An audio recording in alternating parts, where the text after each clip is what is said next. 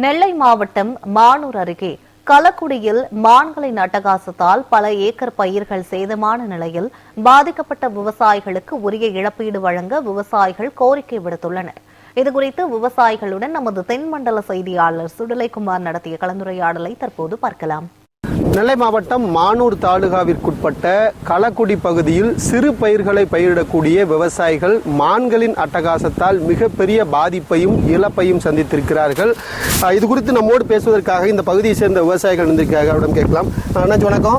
என்ன மாதிரியான பயிர்கள்லாம் இங்க பயிர்றீங்க? மான்கள்னால என்ன மாதிரியான பாதிப்பு ஏற்படும்? மான்களால வெண்டை, சோளம், தக்காளி, சீனிவரை, பயறு இல்லை நிறைய பொருள்கள் சேதமாகிட்டு இப்போ விவசாயம் பண்ணுற என்ன பண்ணணுங்கிறதே தெரியலை அப்படிங்கிற யோசனையில் ஓட்டிகிட்டு இருக்கோம். ஆனால் நம்ம படிப்பும் இல்லை, விவசாயத்தை நம்பி இருக்கோம். இதை வச்சு நான் இன்னும் எங்கே போகணும் அப்படிங்கிறதான் ஓடுது.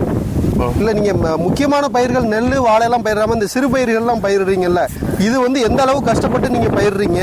எந்த நேரத்தில் மான்கள் வந்து இந்த மாதிரியான பாதிப்பு ஏற்படுது? பாதிப்பு நைட்டு தான் வருது. நாங்கள் பகல் மழை நேரம் வெண்டை போட்டதும் அதுலேயே வருது. பன்னி வேறையும் உழப்புது நெல்லை. விவசாயிகள் கூறியதை கேட்டிருப்பீங்க. மழை நேரத்தில் பன்றியினுடைய அட்டகாசம், தற்பொழுது மான்களுடைய அட்டகாசம் என நாட்டின் முதுகெலும்பாக கருதப்படுகின்ற இந்த விவசாயிகளுக்கு தொடர்ச்சியாக பல்வேறு இன்னல்களையும் பாதிப்புகளையும் சந்தித்து வருகிறார்கள்.